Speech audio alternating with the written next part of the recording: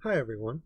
In episode 3 of our Metroidvania YouTube series, we discussed my releasing of a compendium titled From Masters to PhD, and that specifically went over all of the Metroidvania research that I had produced. Basically from 2018 to 2025.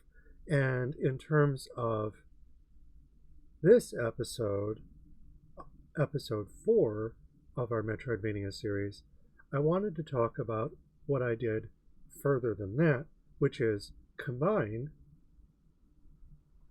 From Masters to PhD with an older compendium or abstract of postgraduate research, mazes and labyrinths. So that's what we'll be doing here. And what I did is I released it as a PDF. It includes a title page.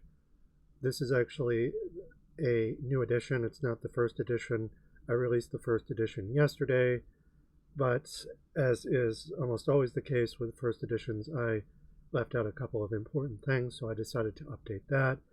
And I'll basically talk about what it's about, and I'll read through portions of it, not the entire thing, just because it's basically the title page, the Pat's note, and table of contents, and then two large compendiums that have been put together. And I'm not going to go over those.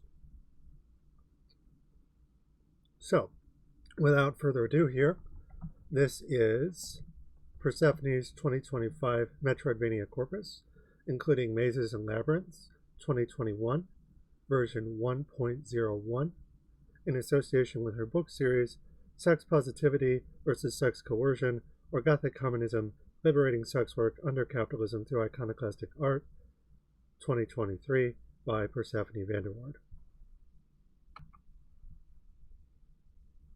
So, real quick. This is an illustration that I did. It's a crossover between Samus from Metroid with Thomas Happ's protagonist from Axiom Verge, and this is the flower tank from that game. I don't think that's its official name, that's just what I call it, but it's the second boss that you encounter in that game. With a little bit of David Bowie and face paint thrown in for fun. This is the cover illustration. This is basically as spicy as the corpus gets. There's another illustration here of Shelly Bombshell from Iron Fury. But apart from these two drawings, there really isn't anything sexual at all in the Metroidvania Corpus, and I'll explain why in a minute. But the changelog here, version 1.0, and that released yesterday on the 6th. Version 1.1 released today. Expanded Persephone's further reading on Metroidvania to include ancillary research on her Metroidvania work, namely on FPS games.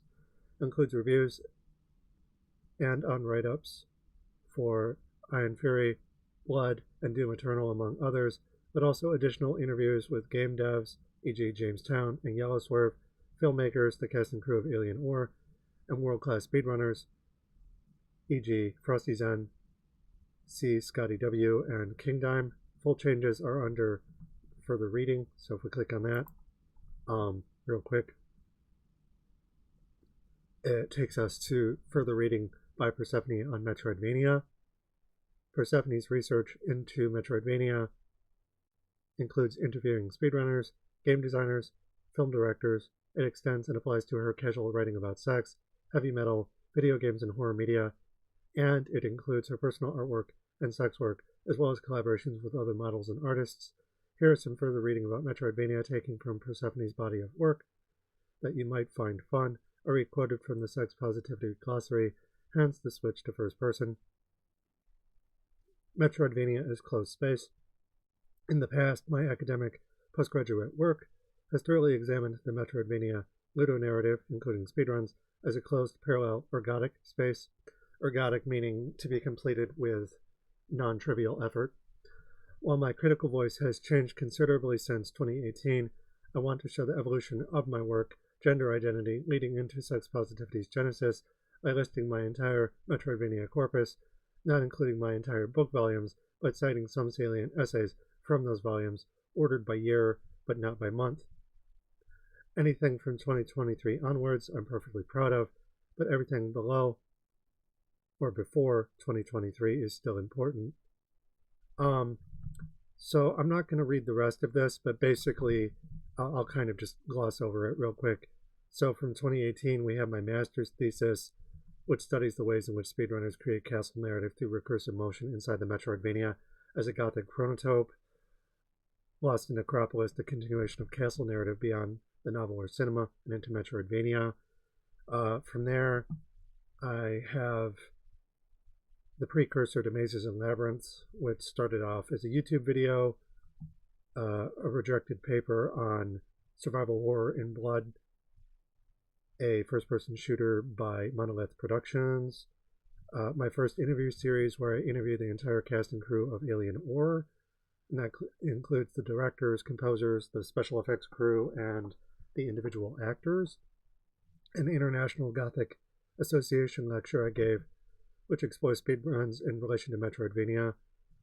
A video lecture where I talk about horror and terror in Metroid games, specifically Metroid, Metroid 2, Metroid Fusion, the idea of like showing monsters versus hiding them and how quickly the action progresses, stuff like that. There's a piece where I talk about how Super Metroid was very influential to me and basically defined my life over the course of 25 plus years. Review of Doom Eternal and examining elements of gender trouble vis-a-vis Judith Butler, aka heteronormativity, and basically how the game omits women or trans people in its normal experience. And that doesn't mean that trans people and girls can't play the game, but it's not really the target audience. In fact, the target audience is largely cishet men who behave in bigoted ways towards those groups. So again, it's not aggressively bigoted towards those audiences, but it does basically omit them. And despite the fact that girls and trans people have been playing video games as long as boys have, they have certainly not been targeted for nearly as long. But next, we have an extension of my PhD research into Doom Eternal speedrunners. So this is another interview series, an examination of first-person shooter speedruns and what I actually prefer about Metroidvania and FPS speedruns, vintage or retro, aside from Doom Eternal. So basically what happened is I gave an interview series on Doom Eternal speedruns, decided I really didn't like watching them nearly as much as I did other speedruns, FPS or otherwise. After that, a BDSM reflection on little Gothic themes in Metroid. So I revisit my master's thesis, a deeper follow-up to that piece the same year, a study of abjection and traditional gender theory vis-a-vis Barbara Creed in Metroidvania, same year. Then a Q&A series that interviews world record holding Metroid speedrunners about Metroidvania for my postgrad work, specifically Mazes and Labyrinths. This is the interview compendium. The abstract is talking about that in regards to the different themes and nuts and bolts components that would go on to inform my postgraduate research as a whole into my PhD and beyond. So it's a Mazes and Labyrinths, Disempowerment in Metroidvania and Survival Horror. That's a very important one. I also did an interview series around the same time where I was talking about FPS games from vintage to retro, and I interview game developers and speedrunners and just people who play and stream FPS games. So this was a series for that. I wrote a review for Iron Fury, which describes what I like about the game, including its strong female protagonists, gameplay, and level design. But then I have a critique of the so-called neutral politics behind the game, largely revolving around the in-game readme and the politics largely being sort of a cishet, heteronormative, white, straight male power fantasy that tends to omit other groups and tends to stress how apolitical it is, when in reality it's about as apolitical as the Punisher or Judge Dredd, which is to say, not very. It's actually kind of fascist. The world's in decay. There are mutants out there that you have to kill, so it's like a zombie apocalypse. And guess who the hero is? The white guy. And guess who the zombies are? The people he's killing. Everyone else. So I talk about that. And this is also something that comes up in my PhD.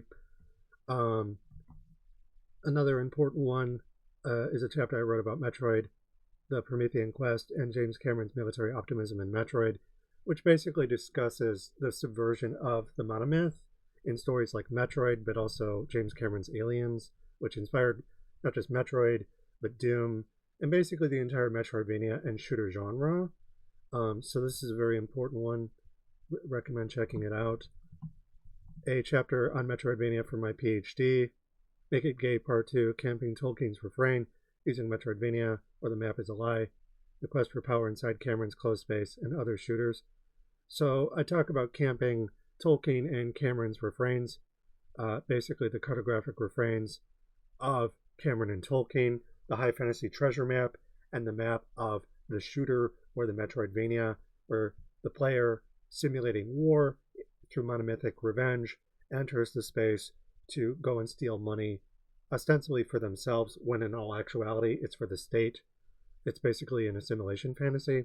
So this chapter in particular discusses that relative to how we can camp it through ludogothic BDSM, which is a theoretical concept. It basically boils down to playful gothic forms of BDSM, that is to say, power exchange in a sex positive sense.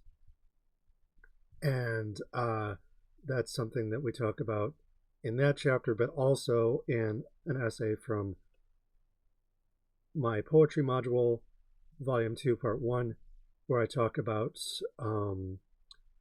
which conceptualizes the middle class as constant inheritance and exploring of the imaginary past through a privileged savior position.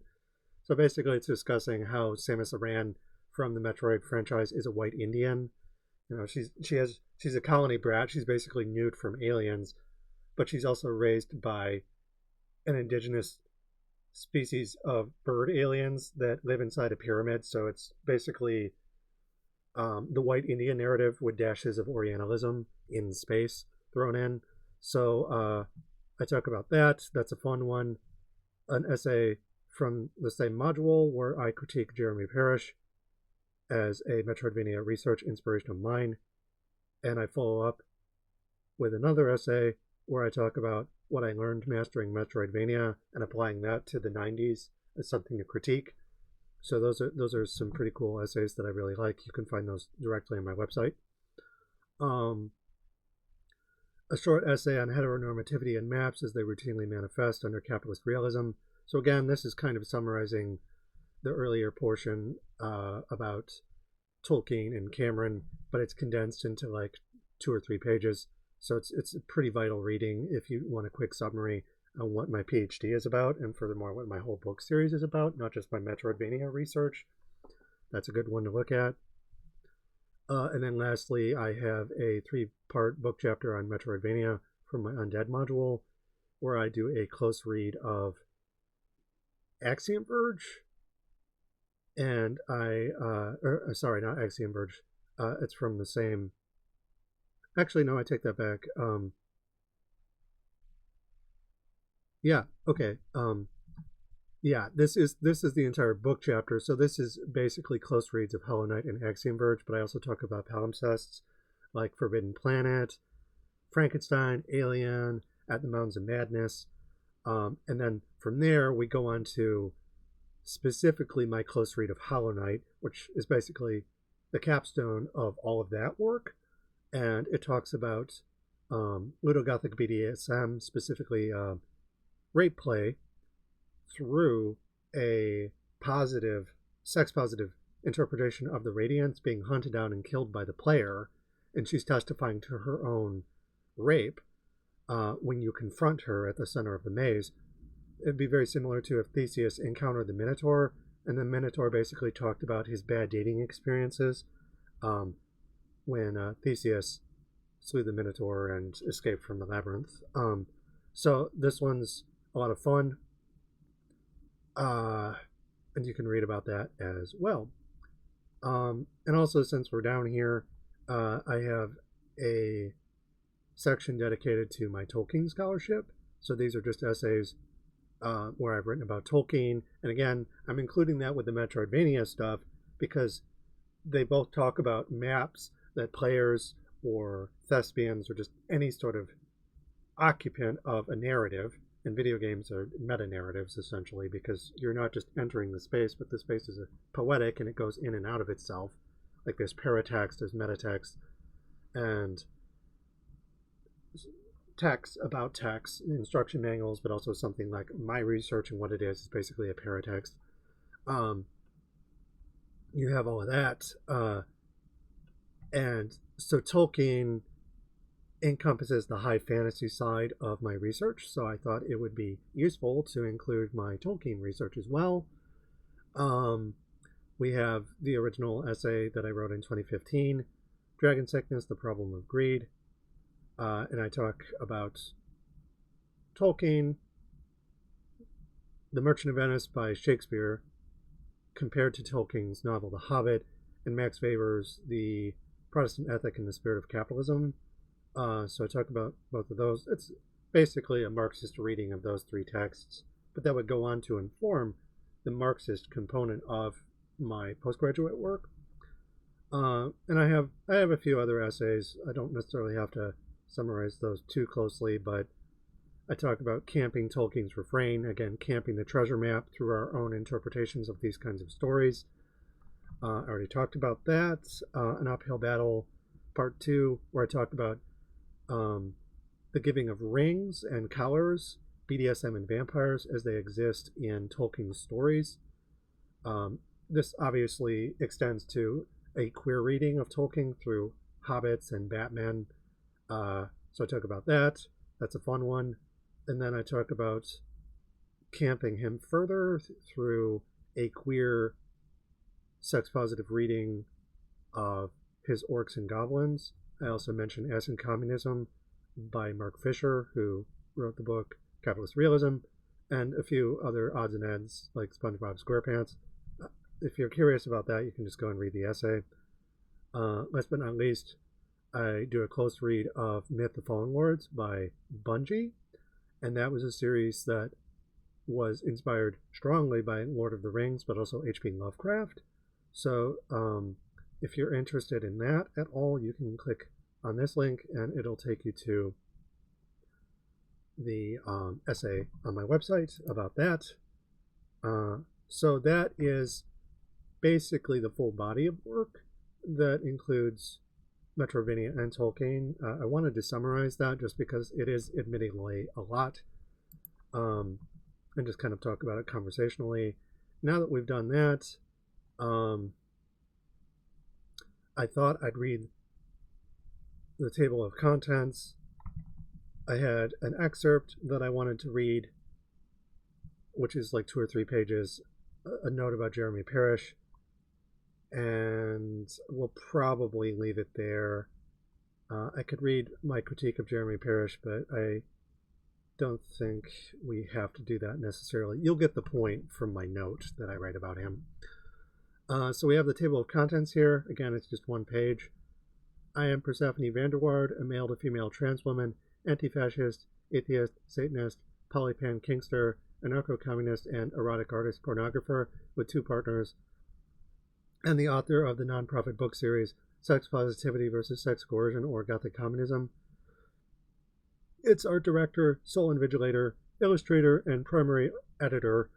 The other co-writer, co-editor being Bay Ryan, one of my partners. I have my independent PhD in Gothic poetics, meaning I'm a Metroidvania expert who wrote her PhD partially about Metroidvania regarding the liberation of sex work through Gothic poetics, and whose earlier research about Metroidvania she pushed into a larger book series, Sex Positivity. This is my 2025 Metroidvania Corpus, whose 76 pages archive all the work on Metroidvania I've ever done. The corpus is its own document, from master's to PhD, 2025. This PDF combines it with a full version of my Mazes and Labyrinths abstract from 2021. Both exist inside my larger sphere of work, re my ongoing Sex Positivity book series from 2023 onwards. Unlike that series, however, these samples have been selected without nudity or otherwise overtly sexual material to make them as accessible as possible, the cover art being about as spicy as things get. As my Metroidvania corpus is newer, it will be supplied first, or rather after my note about Jeremy Parish and my original 2024 critique of the man's work. Simply use the PDF bookmark system and in-document hyperlinks per table of contents to jump around in any direction you wish. So we have an excerpt from what I learned mastering Metroidvania. And this just kind of talks about how I feel about understanding Metroidvania after having studied it for so long. I guess I could read it. It's only 2 pages. The way I see it, the world is a toilet, and little girls are made to fear the bathroom as a place to hold their urine, lest they get abused. Doing so is not protection, as Nex Benedict showed us. There's 2 takeaways I'll provide regarding that. A, view something as a toilet, covered in piss, shit, full of shit, etc., so you'll actually clean it. And B, we're already in hell, so bring the fury to them, our abusers, the elite, with all the piss and vinegar you can muster. We're all monsters under capital. Be an Amazon, warrior, mother, detective, Medusa, 4 workers. Take your time and make it memorable too. Don't smile more. Skull fuck them. I'm being figurative, of course. The mindfuck. Freud might be a bad joke, little more than a trope at this stage. We monstrous feminine, from cryptonym to cryptomime, pull a black rabbit out of a hat, a cat out of the bag, not to harm the rabbit or the cat, the poor things historically used as lab rats, now free to proliferate on Bunny Island or some such place, but expose capital's usual illusions, relegating us to the underworld. We're the final hidden boss of capitalist realism, each and every time. As Gamma Ray once said, rabbit don't come easy. Well, we do.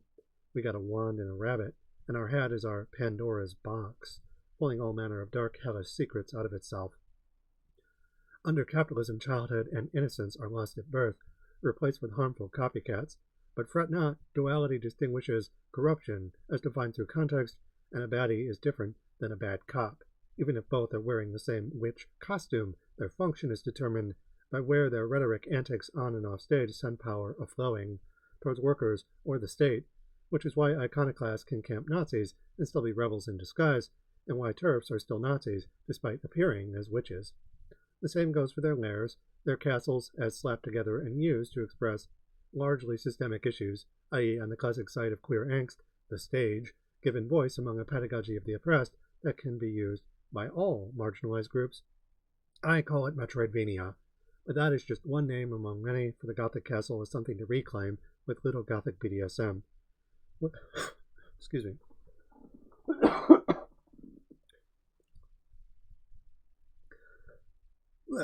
With revolutionary cryptonomy and castle narrative, ergodic motion during the liminal hauntology of war is something to survive. Cops are the enemy in that instance, as are their hungry fortresses. Our bodies become ours, reclaimed from them within these prisons danger discos. Or as Grendel's mother basically said, I'm not trapped in here with you, you're trapped in here with me. The same goes for me and anyone who thinks they know more than me about Metroidvania. I am peerless in that respect, both A, the master of the field in a field where no experts exist, as of my coining work anyways. British academia was allergic to portmanteaus and cross-media disciplines, and B, a holistic instructor who takes this knowledge and applies it through Little Gothic BDSM, my brainchild, my academic concept, to synthesize good communist praxis outside academia for the workers of the world to do in kind, i.e., in ergodic motion, my master's thesis, as a pedagogic metaphor that both describes and aids the teaching process to all workers, nature, and the environment, sexualized, fetishized, and alienated by capital, my PhD argument, and the profit motive's harmful canon, its fatal nostalgia, its pocket experts, hired in expert testimony for the state, the prosecution. So forget Luke Skywalker boldly declaring to the Emperor, I'm a Jedi like my father before me. Bitch, please, I'm the Medusa. And I've worked too hard for too long and survived too much to just lay down and take any more of it. The earth is my home. Hell is my home is something I design. And I will fight to defend it. And my friends from the usual fear and dogma, cops and sellout academics et al. Persephone Vanderwaard, Facing Death, What I Learned Mastering Metroidvania, thus the abject 90s. Last but not least, we'll read a note here about Jeremy Parish. Derrida and Sir Roger Scruton, Benny Morris and Norm Finkelstein. Any academics need rivals. Mine is Jeremy Parish. We are not friends. I don't know him, and we've communicated only once briefly in 2019. But in studying his work since that period, I've grown to resent Jeremy's inserting himself into the larger sphere as some kind of Metroidvania expert. Well, there are experts, and there are experts. And while he's certainly familiar with the genre from a consumer curator standpoint, I regret to inform everyone that Jeremy will, in this Metroidvania authority's not-so-humble opinion, remain an intellectual vacuum until further notice. He's a praxial void. Frankly, I have my own axe to grind. While not academic in his own work, Jeremy's steady and persistent devaluing of Metroidvania has become something I've chosen to push back against over time. It's only my life's work, after all. Despite what he might say about such things being done in bad faith, nothing could be further from the truth. I merely wish to probe Metroidvania's critical value and showcase another point as I do, how gaming technology and praxis between games and real life outside of games, such as that occurs, isn't determined by gaming companies and capitalism, but by players. In a time of widespread privatization, by those companies taking ownership further and further away from players, you'd think Jeremy, a self-styled curator of the medium, would appreciate that, but he's a white, straight, or ostensibly straight-acting man, who merely seems content in picking up the pieces and putting them on a shelf, not using the power of Gothic in games through Metroidvania to do anything immediately useful to workers worldwide. He forgets that knowledge isn't just dead things to catalog once murdered, but alive in how they are organically applied. In this respect, I know considerably more than Jeremy about Metroidvania because, unlike him, I've actually dedicated my life to that particular approach, applied knowledge and theory. I am the master of doing so as far as Metroidvania goes, an authority without equal. This being said, Jeremy's work is still useful, but like anything, isn't above critique, no matter how much he acts otherwise. It's both possible and even necessary to simultaneously enjoy media while also being critical of its more problematic or pernicious aspects, said Anita Sarkeesian during Gamergate. I enjoy Jeremy's straightforward documentation of different games, but find his overall treatment of them to be lacking and at times problematic. Short of any major developments between us, consider this my last word on the subject. So this concludes our cursory examination of my 2025 Metroidvania Corpus. There's a couple of tiny little mistakes, but, overall, I'm pretty happy with it. Nothing substantial at this point in any event. What I will be doing next in episodes 5 and 6 is I will be reading the larger components of my Metroidvania Corpus. So this includes From Masters to PhD and Beyond, my entire work on Metroidvania, which was originally posted on my blog website, January 2nd. And then from there, we will be reading my series abstract, Mazes and Labyrinths, Disempowerment in Metroidvania and Survival Horror. And that was originally posted on my old blog, April 14th, 2021. You can access the book itself on my blog here. There will be links in the PDF, of course, but if you want to get the PDF, you can go to my blog, and this link will be in the description of the YouTube video, debut for Persephone's 2025 Metroidvania Corpus. And basically I talk about, hi, I just released this, you can download it, and it includes the editor's notes as well as the patch notes, and then a little about me here at the bottom. So if you want to do that, you can actually go here, editor's notes 1/6/2025. As stated above, Persephone's 2025 Metroidvania Corpus has been edited and assembled as safe for work, no nudity, and combines everything from masters to PhD and mazes and labyrinths into one handy place. You can download newer editions of the PDF for free on my 18 and up website's one-page book promo at the top of the page. If you want to download a version of the corpus without going onto my website, click on this download link for version 1.01 to access it directly, and which I won't be changing on account that it's a massive pain in the ass. So that's how you can download the PDF. It's fairly short. It's 76 pages, and it's largely a compendium of different things that I've written, listing and summarizing those, and you'll find out the exact contents of mazes and labyrinths and from masters to PhD in the next 2 episodes of my Metroidvania YouTube series. In the meantime, if you like this and you appreciate my work, it's largely nonprofit, but there are ways to support me, largely a Ko-Fi link. I also take commissions, but that's lateral support. The project itself is nonprofit, and that includes the larger book series that it's attached to. All of my work is for free, and you can download it on my website if you like. If you want to support me on YouTube, you can like, share, and subscribe this video. And you can also leave a comment. Let me know what you think. There's also an r/subreddit. I don't know if I have it here.